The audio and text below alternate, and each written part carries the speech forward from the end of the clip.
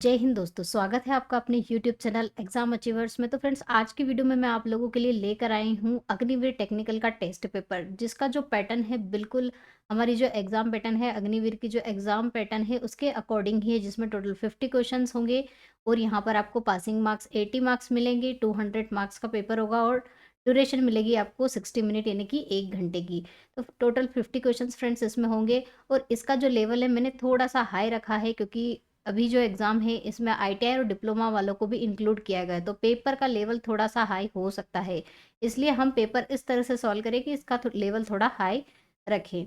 तो चलिए इस पेपर को हम स्टार्ट करते हैं। क्वेश्चन नंबर फर्स्ट है, who was the first person to receive Jnanpith award? Jnanpith पुरस्कार प्राप्त करने वाले पहले व्यक्ति कौन थे? तो फ्रेंड्स, कौन थे जिन्हें पहला ज्ञानपीठ अवार्ड मिला था? G Shankar Kurup. Which metal was not known to Indus Valley people? Sindhu घाटी के लोगों को कौन सी धातु ज्ञात नहीं थी? तो कौन सी धातु का ज्ञान उन्हें नहीं था? लोहे का यानी कि आयरन का। Which is the deepest ocean in the world? दुनिया का सबसे गहरा महासागर कौन सा है? तो फ्रेंड्स, कौन सा माना गया है सबसे गहरा महासागर? प्रशांत महासागर यानी कि Pacific Ocean. On which date National Science Day is celebrated? किस तिथि को राष्ट्रीय विज्ञान दिवस के रूप में मनाया जाता है? तो 28 फरवरी को। How many parts are in Indian constitution? भारतीय संविधान में कितने भाग होते हैं? तो फ्रेंड्स, कितने भाग होते हैं? 18 यानी कि 18। नेक्स्ट क्वेश्चन है, Santosh trophy is related with? Santosh trophy किससे संबंधित है? ट्रॉफियों से रिलेटेड क्वेश्चंस भी पूछे जाते हैं कि कौन से खेल से रिलेटेड ये ट्रॉफी है, तो ये आपको तैयार करके जाना है। तो इसमें जो संतोष ट्रॉफी पूछी है वो किस खेल से संबंधित है? फुटबॉल से संबंधित है।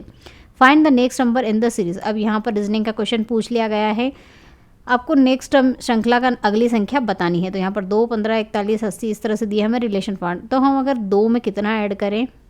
13, तो कितना मिलेगा हमें यहाँ पर? 15। इसी तरह से अगर हम 15 में क्या ऐड करें? 26, तो हमें यहाँ पर क्या मिल जाएगा? 41। इसी तरह से अगर हम 41 में 39 ऐड करें तो कितना मिल जाएगा हमें? 80। मतलब क्या ऐड हो रहा है? 13, 13 दूना 26, 13 40, तो नेक्स्ट क्या ऐड होना चाहिए? 52। तो हमें यहाँ पर 80 में 52 ऐड करना पड़ेगा, तो हमें कितना मिलेगा? 8, 5, 13 यानी कि 132। तो इसका राइट आंसर क्या होगा? Option D. Currency of Saudi Arabia है, सऊदी अरब की जो मुद्रा है वो कौन सी है friends? Riyal. Pitch is related to cricket in the same way as the arena is related to? Pitch cricket से संबंधित है, मतलब पिच के ऊपर क्रिकेट खेला जाता है, उसी तरह से अरीना, अरीना क्या होता है? किस खेल से संबंधित है?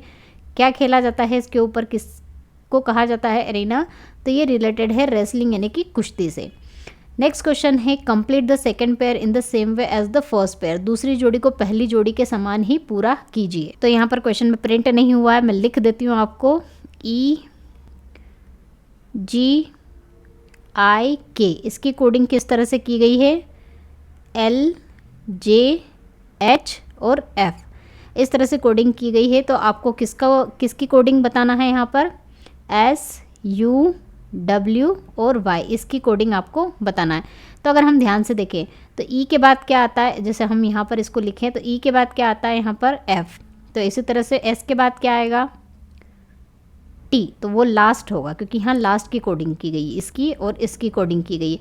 इसी तरह से G के बाद क्या आता है? H, तो ये सेकंड लास्ट H होगा। U के बाद क्या आना चाहिए यहाँ पर? V, तो सेकंड लास्ट होगा V।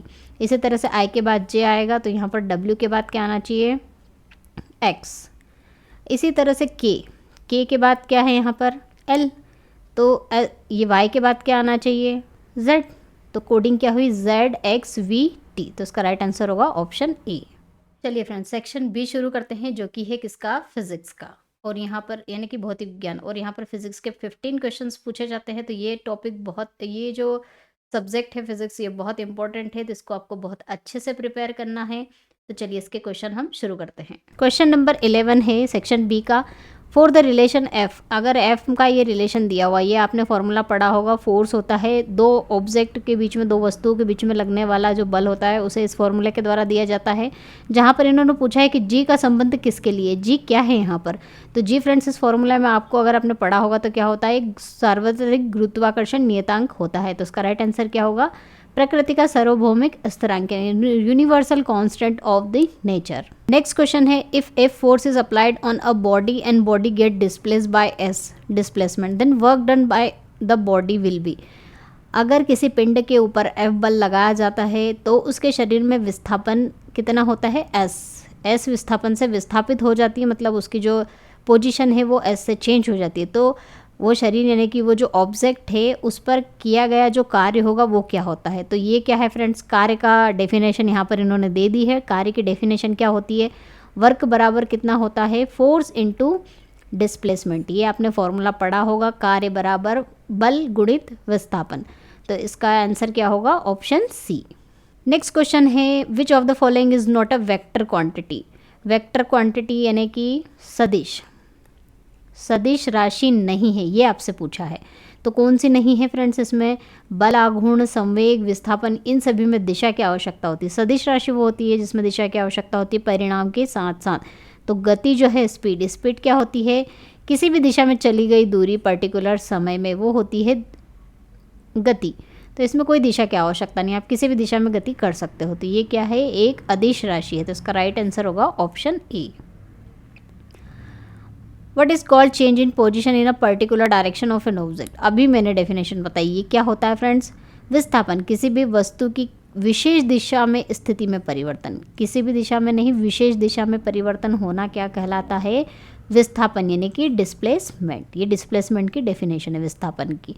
नेक्स्ट क्वेश्चन है, ए object float in a liquid that beyond forces. एक वस्तु एक तरल में तैरती है तो उसके ऊपर जो उत्प्लावन बल, उछाल बल, या फिर आप उसको क्या बोल, इसका नाम क्या है, उत्प्लावन बल।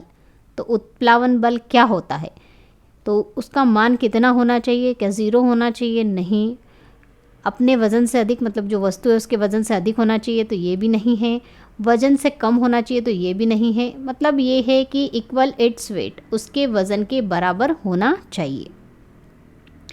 नेक्स्ट क्वेश्चन पूछा गया था, the common physical property which is to be use as the basic for constructing thermometer. सामान्य भौतिक संपत्ति कौन सी है जिसे थर्मामीटर के निर्माण के आधार के रूप में उपयोग किया जाना है।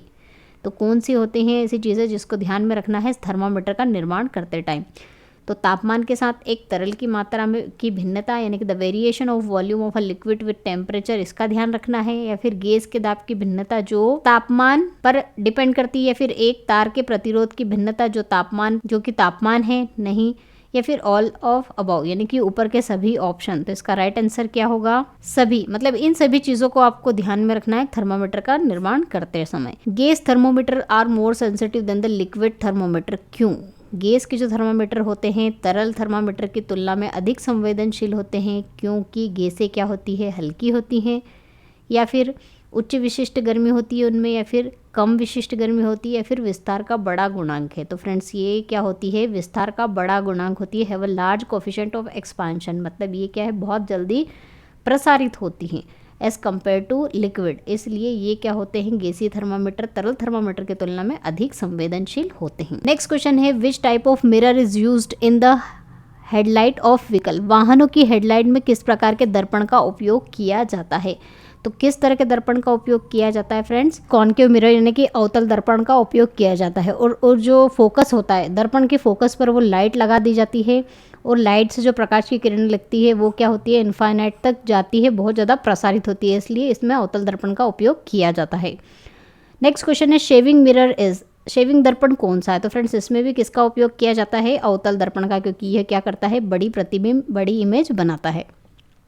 Longitudinal waves can not travel through, अनुदैर्घ्य तरंगे यात्रा नहीं कर सकती है। तो अनुदैर्घ्य तरंगे क्या होती है, कि यांत्रिक तरंगे होती है जिन्हें संचरण के लिए माध्यम की आवश्यकता होती है, इसमें मीडियम रिक्वायरमेंट होता है।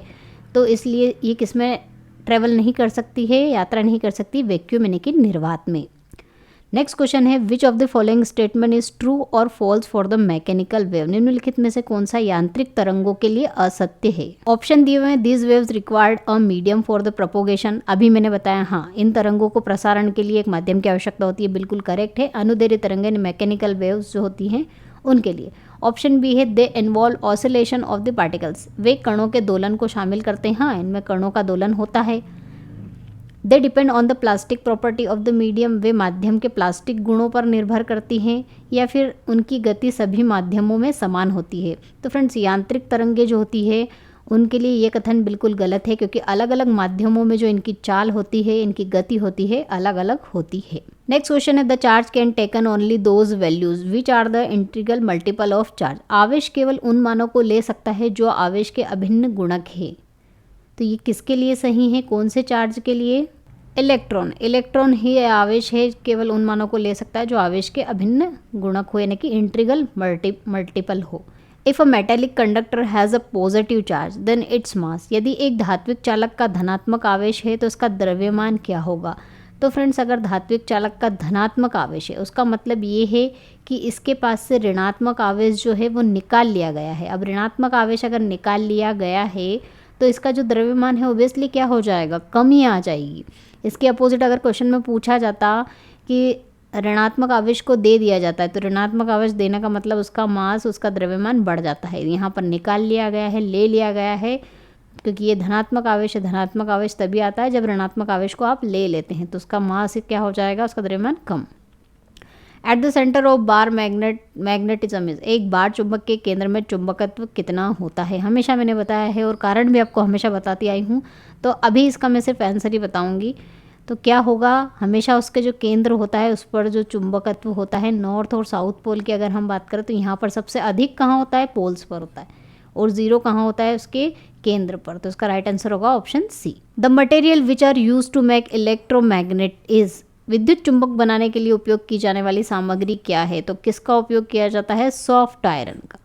हमेशा ध्यान रखना है, इलेक्ट्रोमैग्नेटिक बनाने के लिए सॉफ्ट आयरन का यूज़ किया जाता है, क्योंकि आसानी से उसको चुंबकत्व किया जा सकता है और उसका चुंबकत्व हट भी आसानी से जा जाता है। और विद्युत चुंबक में हमें आसानी से चुंबकत्व लेके जाना रहता है उस मटेरियल में, और उसका चुंबकत्व ख़त्म भी जल्दी हो जाना चाहिए। तो ऐसी प्रॉपर्टी किसमें होती है? सॉफ्ट आयरन में। और इसके अपोजिट अगर आपको हार्ड चुंबक या फिर परमानेंट चुंबक बनाना हो तो उसके लिए कठोर लोहा यूज़ किया जाता है। चलिए फ्रेंड्स, अब सेक्शन सी शुरू करते हैं, जो कि किसका है? मैथ्स का है, यानी कि गणित का है। इसके भी कितने 15 क्वेश्चन, मतलब इसका वेटेज भी एग्जाम में फ्रेंड्स बहुत ज़्यादा है, तो इसकी भी आपको बहुत अच्छे से प्रिपरेशन करना है। चलिए, इस सेक्शन को शुरू करने से पहले मैं आपको बता दूं फ्रेंड्स कि आप हमारे टेलीग्राम चैनल को भी ज्वाइन कर सकते हैं, जिसकी लिंक आपको नीचे डिस्क्रिप्शन में मिल जाएगी। वहाँ पर आपको इसकी जो PDF है वो मैं पूरी डाल दूंगी, तो वहाँ से आप इसको इस पेपर की प्रैक्टिस कर सकते हैं। The smallest odd prime number, question 26 है और सेक्शन सी का पूछा गया है। The smallest odd prime number is. सबसे छोटी विषम अभाज्य संख्या कौन सी है? आप सभी को पता है अभाज्य संख्या कौन कौन सी होती है, 2, 3, 5, ये अभाज्य संख्या होती है। लेकिन 2 हम नहीं बोलेंगे, क्यों? क्योंकि इन्होंने क्या पूछा है, विषम यानी कि ऑड, और ये क्या होती है, इवन यानी कि सम नंबर होता है। और ऑड से अगर हम शुरुआत करें तो ऑड में सबसे छोटा प्राइम नंबर कौन सा है? प्राइम नंबर आप सभी को पता होगा वो होता है जो किसी से भाग नहीं जाता, जो किसी से डिवाइड नहीं होता है। तो सबसे स्मॉलेस्ट कौन सा हुआ? 3। Find the duplicate ratio of 7:9। इसका आपको डुप्लीकेट अनुपात ज्ञात करना है। तो डुप्लीकेट अनुपात क्या ज्ञात कैसे करते हैं? जो भी आपको अनुपात दे के रखा है उसी नंबर से आपको उसमें मल्टीप्लाई कर देना, तो डुप्लीकेट रेशो आ जाता है। तो वो कितना आएगा? 7 7 ज़ा 49, 9 9 ज़ा 81। तो यहाँ पर कितना आएगा? 49:81। चलिए, एलसीएम निकालने के लिए बोला है, नंबर दे के रखे हैं आपको 15, 18, 36 और 144। इनका आपको एलसीएम निकालना है, तो हम 2 से शुरुआत कर लेते हैं। 15 नहीं जाएगा, 2 9 ज़ा 18, 2 1 ज़ा 2, 2 8 ज़ा 16, 2 7 ज़ा 14, 2 2 ज़ा 4। अगेन 2 से हो जाएगा 15, 9, 2 6 ज़ा 18, 2 3 ज़ा 6, 2 6 ज़ा 12। अगेन 2 से हो जाएगा 15, 9, 2 3 ज़ा 6, 2 1 ज़ा 2, 2 8 ज़ा 16। अगेन 2 से हो जाएगा, क्या होगा, 15 as it is, 9 as it is, 3 नहीं जाएगा, 2 9 ज़ा 18। अब ये 3 से डिवाइड हो जाएगा, यहाँ 2 है, ठीक है। ये हो जाएगा 3 5 ज़ा 15, 3 3 ज़ा 9, 3 1 ज़ा 3, 3 3 ज़ा 9। अगेन 3 से हो जाएगा ये, इसको मैं यहाँ कर देती हूँ, तो कितना होगा? 5 नहीं होगा, 3 1 ज़ा 3, 1 और 3 1 ज़ा 3, और लास्ट में किससे हो जाएगा ये? 5 से। तो 5 1 ज़ा 5। अभी आपको पता है एलसीएम कैसे निकालते हैं, सभी नंबरों को मल्टीप्लाई कर लीजिए। 2 2 ज़ा 4, 4 2 ज़ा 8, 8 2 ज़ा 16, और 16 5 ज़ा कितना होगा? 80। और 80 में 3 3 ज़ा 9 का मल्टीप्लाई कर देंगे तो 80, और 80 में 9 का मल्टीप्लाई कर देंगे तो आपको क्या मिलेगा? 9 8 72। तो कितना मिला? LCM 720। The degree of polynomial. अब आपको इसकी यहाँ पर डिग्री पूछी है, बहुपद दे के रखा हुआ है, इसमें डिग्री पूछा है। तो फ्रेंड डिग्री क्या होती है? डिग्री वो होती है जो कि जो ये वेरिएबल्स होते हैं, यहाँ पर वेरिएबल क्या एक्स, उसकी जो मैक्सिमम पावर होती है वो होती है क्या? डिग्री। अब यहाँ पर सबसे ज़्यादा पावर एक्स की कौन सी है? 2 है, तो डिग्री क्या हुई यहाँ पर? 2। नेक्स्ट क्वेश्चन दिया है, यदि alpha and beta are the roots of the equation. ये इक्वेशन दे के रखी है, इसके 2 रूट्स से 2 मूल दे के रखे हैं अल्फ़ा बीटा, और उनमें एक रिलेशन दे दिया है कि ये रिलेशन इनमें होता है। तो आपको पी की वैल्यू फाइंड आउट करनी। तो हमें पता है कि एक क्वाड्रेटिक इक्वेशन अगर दे के रखी हो तो उसके जो मूल होते हैं उनका जो योग होता है वो कितना होता है? -b/a। तो -b कितना है यहाँ पर? ये 8 है, -8 और ये भी -8 डिवाइड बाय 1, तो कितना मिला? प्लस का 8। और इनका जो गुणनखंड है वो कितना होता है? c/a। तो यहाँ पर c की वैल्यू कितनी दे के रखी है? p, और a की वैल्यू 1, तो p मिल गया। अब इन्होंने जो रिलेशन दे के रखा हम इसका यूज़ कर लेते हैं। यहाँ पर अल्फ़ा प्लस बीटा का होल स्क्वायर का फॉर्मूला लगाएंगे, क्योंकि उसी में अल्फ़ा स्क्वायर बीटा स्क्वायर आता है। Alpha square plus beta square plus 2 alpha beta. तो यहाँ से हम वैल्यू अगर पुटअप करते तो अल्फ़ा स्क्वायर बीटा स्क्वायर की तो 40 दे के रखी है 2, और अल्फ़ा इंटू बीटा कितना है? p is equal to alpha plus beta की वैल्यू हम निकाल चुके हैं 8, और 8 का स्क्वायर करेंगे तो कितना होगा? 64। ये 40 इधर आके माइनस हो जाएगा, 64 में से यहाँ पर माइनस कर देंगे तो कितना मिलेगा? 4 और 2, और ये जो 2p है यहाँ से 2 डिवाइड में आ जाएगा, तो p की वैल्यू आ जाएगी कितनी? 2 1 ज़ा 2, 2 2 ज़ा 4, यानी कि 12। तो इसका राइट आंसर क्या होगा? 12। चलिए नेक्स्ट क्वेश्चन यहाँ पे दे रखा है, इफ़ अ मैट्रिक्स, एक मैट्रिक्स दे के रखा है, 2 बाय 2 का मैट्रिक्स दे के रखा है। मतलब ये मैट्रिक्स कुछ इस तरह से होगा, A11 A12 A21 A22। ये होता है 2 बाय 2 का मैट्रिक्स। याद रखना आपको कैसे नंबरिंग कैसे करते हैं। 1, ये पहली रो है तो इसलिए सारे 1 हैं, और ये दूसरी रो है 2 1 2 2। अब यहाँ पर इन्होंने दे रखा है कि अगर ये दोनों इक्वल हों, मतलब i और j की वैल्यू। अब i और j यहाँ पर क्या होते हैं वो मैं आपको बता दूँ। ये जो पहला नंबर होता है ये i होता है, और ये दूसरा नंबर क्या होता है? j होता है। तो अगर ये दोनों इक्वल हो तो इसका मान होगा 1, और अगर ये दोनों इक्वल नहीं होंगे, i और j इक्वल नहीं होंगे, जैसे यहाँ पर 1 1 दोनों इक्वल है, 1 2 यहाँ पर दोनों इक्वल नहीं है, तो इनकी वैल्यू कितनी होगी? 0 होगी। तो हम यहाँ पर इस मैट्रिक्स में वैल्यू पुटअप कर देते हैं। तो A11 का मान कितना आएगा? दोनों इक्वल है, दोनों इक्वल है मतलब इसका मान 1 आएगा। A12 दोनों इक्वल नहीं है, मतलब यहाँ पर 0 आएगा। ये भी इक्वल नहीं है तो इसका मान 0 आएगा, क्योंकि क्वेश्चन में दे रखा है। 2 2 है तो इसका मान कितना आएगा? 1, क्योंकि दोनों इक्वल। अब इन्होंने किसका मान पूछा है? ए स्क्वायर का। तो ए स्क्वायर क्या होगा? ये a है, इसका इसी में एक बार और मल्टीप्लाई कर दीजिए आप, तो आपको कितना मिल जाएगा? ए स्क्वायर। वो कैसे करते हैं? पहले नंबर का पहले नंबर में करेंगे तो 1 इंटू 1 1 होगा, फिर पहले का दूसरे में करेंगे प्लस लगा के 0, ये पहला नंबर मिल जाता है। फिर 0 का 1 में होगा तो 0, और 0 का 0 में होगा तो 0। इसी तरह से 0 का 1 में होगा तो 0, 0 का 0 में होगा 0, और यहाँ पर 1 का 0 में होगा तो 0, और ये 1 का 1 में होगा तो 1। तो ये जो ए स्क्वायर, ये क्या है? ए स्क्वायर मिला है हमें। तो इसका मान हमें कितना मिलेगा यहाँ पे? 1 0 1 0 और 0 1। ठीक है, ये आपको यहाँ पर वैल्यू मिल जाएगी ए स्क्वायर की।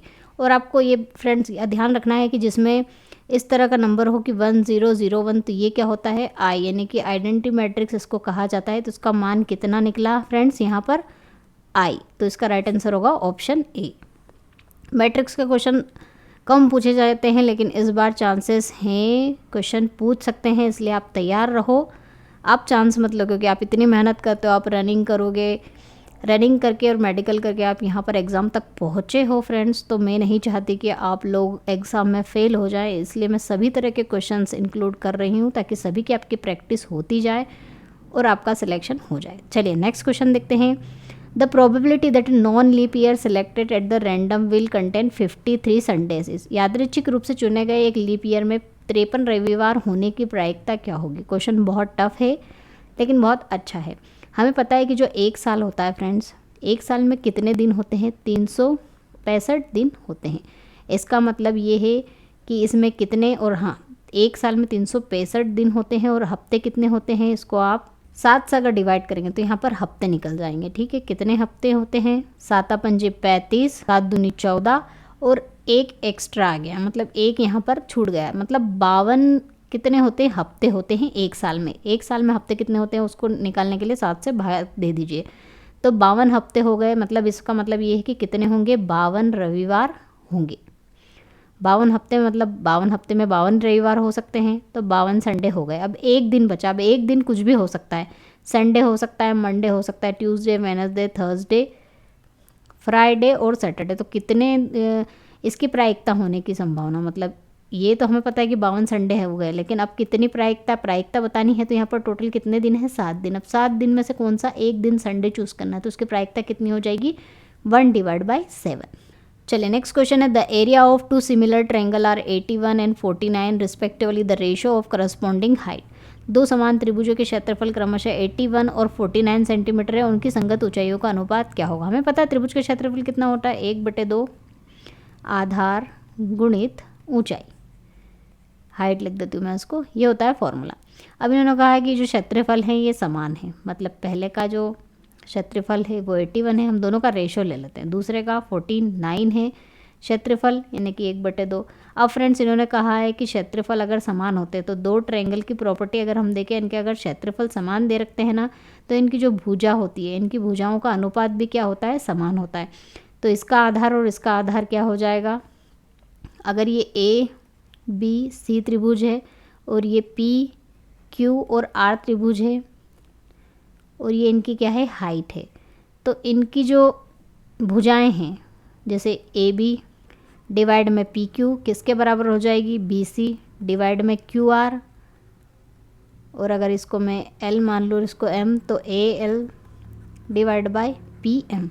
तो ये क्या होती है, ट्रायंगल प्रॉपर्टी से इक्वल हो जाती है। तो यहाँ आधार है, आधार हमने क्या मान लिया, इसका जो आधार है, तो ये इस रिलेशन से आप क्या लिख सकते हो, इसका आधार और इसका आधार, मतलब ये A B divide by B C किसके इक्वल आ सकता है, इसके लंब के, मतलब कि ए एल, और अगर यहाँ पे पी क्यू की बात करें तो ये दोनों क्या हो जाएंगी, इक्वल हो जाएंगी इस इक्वेशन से। तो ये अगर इन दोनों को मैंने क्या, इसको क्या माना है मैंने, ये जो लंब है इसको मैंने हाइट माना है, तो ये क्या हो जाएगा, सेम हो जाएंगे, मतलब कि यहाँ भी 1/2 लिख देती हूँ, 1/2 कैंसिल हो जाएगा, यहाँ है 81 डिवाइड बाय 49, ये हो जाएगा हाइट का स्क्वायर h1 का, और ये h2 का स्क्वायर हो जाएगा। तो यहाँ से स्क्वायर हटा के इधर रूट लग जाएगा, तो वैल्यू कितनी मिलेगी, 9 डिवाइड बाय 7। तो जो इनकी ऊंचाई है उनका अनुपात कितना मिला, 9 डिवाइड बाय 7। चलिए नेक्स्ट क्वेश्चन है, एक समबाहु त्रिभुज ABC को केंद्र O वाले वृत्त में अंकित किया गया है, तब एंगल BOC किसके बराबर होगा। तो एक त्रिभुज है, त्रिभुज बोला है इन्होंने कौन सा, A B और C। अब इसको किस में, एक सर्कल के अंदर बनाया गया है, ये सर्कल के अंदर बनाया गया है। तो इन्होंने पूछा जो केंद्र है सर्कल का, उस पे जो एंगल बन रहा है BOC, ये एंगल BOC, इसका मान आपको बताना है। तो आपने प्रॉपर्टी पढ़ी होगी, जो ये होती है, ये क्या होती है, कॉर्ड, यानी कि जीवा। तो जीवा के द्वारा केंद्र पर बनाया गया जो कोण होता है, यानी कि BOC, वो क्या होता है, इस सर्कल पर कहीं भी, सेक्टर में कहीं पर भी बनाया गया जो एंगल है उसका डबल होता है। तो कहीं भी एंगल कौन सा है, एक एंगल इसी सर्कल में कौन सा बनाया गया है, इसका जो सेक्टर है, इसे सेक्टर कहा जाता है, इसके द्वारा कौन सा एंगल बनाया गया है, एंगल BAC, इसका क्या होगा, डबल होगा। ये प्रॉपर्टी आपने पढ़ी होगी ट्रायंगल में, ठीक है। तो एंगल BOC, और यहाँ पर इन्होंने वैल्यू नहीं दी एंगल की, और ये जो एंगल है ये क्या है, एक समबाहु त्रिभुज, समबाहु त्रिभुज के सारे कोण कितने होते हैं, 60 डिग्री के, तो ये भी कितना होगा, 60, तो ये इसका डबल हो जाएगा। तो एंगल BOC की वैल्यू कितनी आ जाएगी यहाँ से, 120 डिग्री, ठीक है। तो इसका राइट आंसर क्या होगा, ऑप्शन फर्स्ट। चलिए नेक्स्ट क्वेश्चन है, उस घन का आयतन ज्ञात कीजिए जिसका पृष्ठीय क्षेत्रफल इतना देके रखा है। घन के पृष्ठीय क्षेत्रफल का फॉर्मूला कितना होता है, पृष्ठीय क्षेत्रफल, घन का पृष्ठीय क्षेत्रफल का फॉर्मूला होता है 6a²। तो यहाँ पर 6a² की वैल्यू देके रखी इन्होंने 726, तो यहाँ से हम a² की वैल्यू निकाल लेंगे, वो कितनी आएगी, 6 × 1 = 6, 6 दूना 12 और 6 कम 6 121। 121 किसका स्क्वायर होता है, 11 का। तो यहाँ से ये मिल गई हमें a की वैल्यू 11। अब a की वैल्यू 11 मिल गई, इन्होंने पूछा इसका आयतन बताओ। आयतन क्या होता है, a³ यानी कि 11 का क्यूब। 11 का क्यूब याद होना चाहिए मुँह जुबानी, 131 होता है। तो इसका राइट आंसर होगा ऑप्शन डी। नेक्स्ट क्वेश्चन है, इफ साइन की वैल्यू इतनी देके रखी है तो आपको ये जो इक्वेशन दे रखी है इसका मान ज्ञात कीजिए। यहाँ पर क्या है फ्रेंड्स, साइन है, ठीक है, आपने ये साइन है।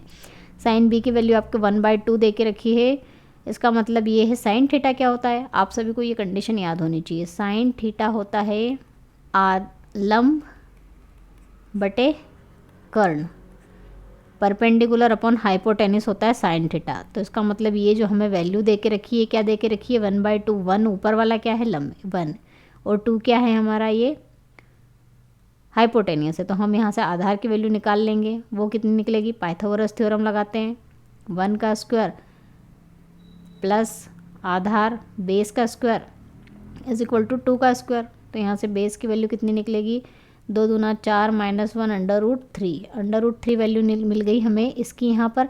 अब √3 मिल गई तो कॉस इसमें वैल्यू पुटअप कर देते हैं इक्वेशन में। तो यहाँ पर क्या दे के रखा है, 3 कॉस भी। अब कॉस क्या होता है, आधार बटे कर्ण। ये हो जाएगा √3 डिवाइड बाई 2 -4 √3 का क्यूब करना है डिवाइड बाय 2 का क्यूब कितना होगा, 8। ये हो जाएगा 4 1 सा 4 4 2 सा 8, और √3 का क्यूब करोगे तो कितना मिलेगा, और आगे इसको सॉल्व कर लेते हैं। ये होता है 3 √3 डिवाइड बाई 2 माइनस, ये हो जाएगा 3 √3 डिवाइड बाई 2। अब दोनों सेम है, माइनस करेंगे तो कितना मिलेगा, 0, इसलिए इसका राइट आंसर क्या होगा, 0। एक पेड़ की छाया की लंबाई 16 मीटर है। तो पेड़ की छाया की लंबाई 16 मीटर दे के रखी है। सूर्य का उन्नयन कोण, ये कोण होता है ऊपर से नीचे देखने पर जो कोण बनता है उन्नयन कोण, यानी कि एंगल ऑफ एलिवेशन कितना, 60 डिग्री दे के रखा है। पेड़ की ऊंचाई कितनी होगी वो आपको बतानी, हमने मान ली h। तो ये क्या होता है, लंब, ये आधार, और लंब बटे आधार क्या होता है, tan थीटा। tan 60 डिग्री की वैल्यू याद होनी चाहिए, कितनी होती है, √3। तो हाइट कितनी आ जाएगी, 16 इंटू √3। इसका राइट आंसर होगा ऑप्शन सी। चलिए नेक्स्ट क्वेश्चन देखते हैं।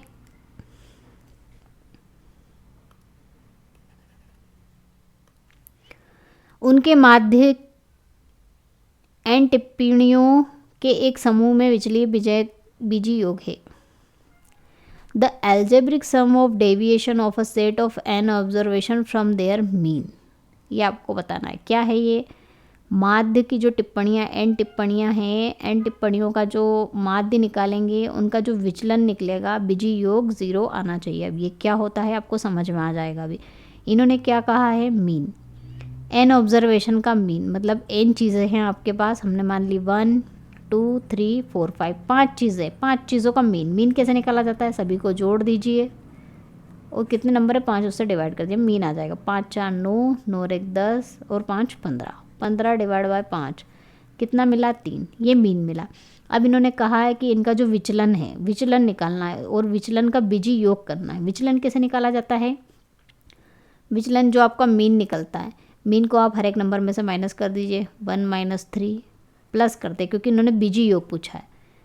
2 - 3 ये विचलन निकाला, जोड़ दिया, 3 - 3 ये विचलन निकाला, जोड़ दिया, 4 - 3 ये विचलन निकाला, जोड़ दिया, और 5 - 3 इनका योग कितना आता है ये इन्होंने पूछा है। तो ये कितना हो जाएगा, -2, ये हो जाएगा -1, ये +0, ये +1 और ये +2, सभी को जोड़ेंगे तो कितना मिलेगा, 0। तो आपको याद रखना है कि जो एल्जेब्रिक सम होता है, deviation of a set of n observation from their mean is 0। चलिए नेक्स्ट क्वेश्चन यहाँ पर दे के रखा है कि अगर ये लिमिट का क्वेश्चन है यहाँ पर,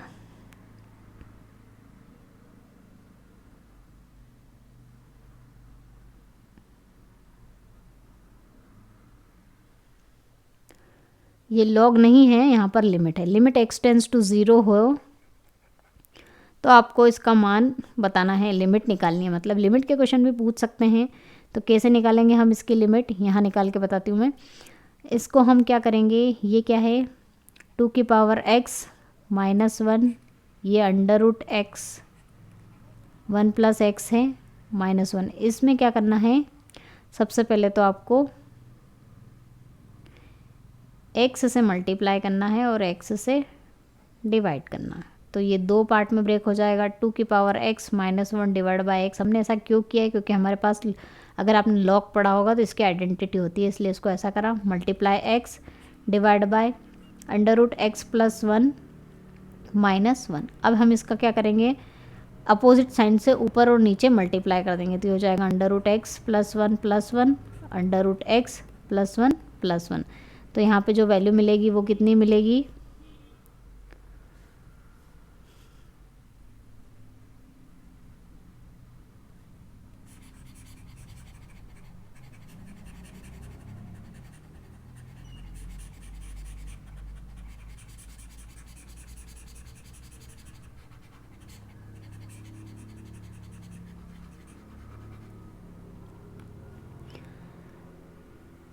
ये तो हो गया हमारा लिमिट x टेंस टू 0 2 की power x minus 1 divide by x into में इसका मल्टीप्लाई करेंगे तो x into x plus one ये ब्रैकेट में, और नीचे वाला हो जाएगा एक बार प्लस और एक बार माइनस, तो ये हट जाएगा इसका अंडर रूट और ये हो जाएगा माइनस का 1, तो ये सी कैंसिल हो जाएगा, नीचे बचेगा एक्स, एक्स से एक्स भी कैंसिल हो जाएगा। अब लिमिट की वैल्यू पुटअप कर दीजिए।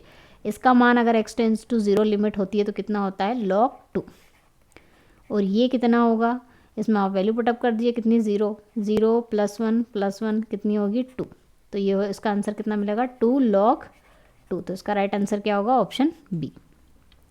चलिए नेक्स्ट क्वेश्चन है find the slope of tangent and normal of the curve. ये कर्व दे के रखा है, इसका आपको स्लोप और टेंजेंट फाइंड आउट करना है। तो स्लोप और टेंजेंट कैसे फाइंड आउट करते हैं, आपको इक्वेशन क्या दे के रखी है 2x² प्लस 3x, इसका आपको क्या करना है 3 sin x, इसका आपको dy/dx निकालना है, मतलब इसका डिफ्रेंशिएशन करना होता है, क्योंकि स्लोप क्या होता है यहाँ से निकल जाएगी आपकी m की वैल्यू।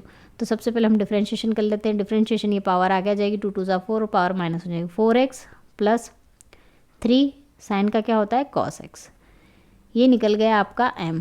और स्लोप क्या होता है, सबसे पहले आपको वैल्यू भी पुटअप करनी पड़ेगी, क्योंकि इन्होंने वैल्यू देके रखी x इज इक्वल टू 0 पे, x is equal to 0 put करेंगे तो ये 0 हो जाएगा, cos 0 की वैल्यू 1 होती है, तो m की वैल्यू यहाँ से कितनी मिली 3। अब स्लोप क्या होता है -1/m, तो ये कितना निकलेगा -1 डिवाइड बाई 3, तो इसका राइट आंसर होगा ऑप्शन बी।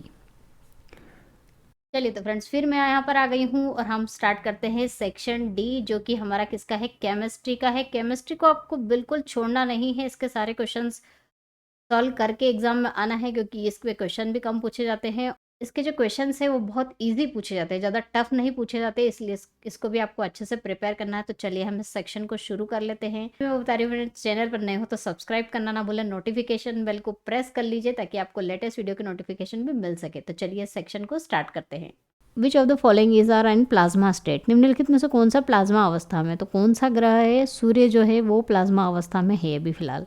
नेक्स्ट क्वेश्चन है what particle move around the nucleus of an atom and are negatively charge, कौन से कण एक परमाणु के नाभिक के चारों ओर घूमते हैं और नकारात्मक रूप से चार्ज होते हैं। सभी को पता होगा, बहुत कॉमन क्वेश्चन है, इलेक्ट्रॉन्स होते हैं वो। The heaviest naturally occurring element, सबसे भारी प्राकृतिक रूप से पाया जाने वाला तत्व कौन सा होता है friends, uranium. The symbol of antimony, antimony का सिंबल क्या है SB।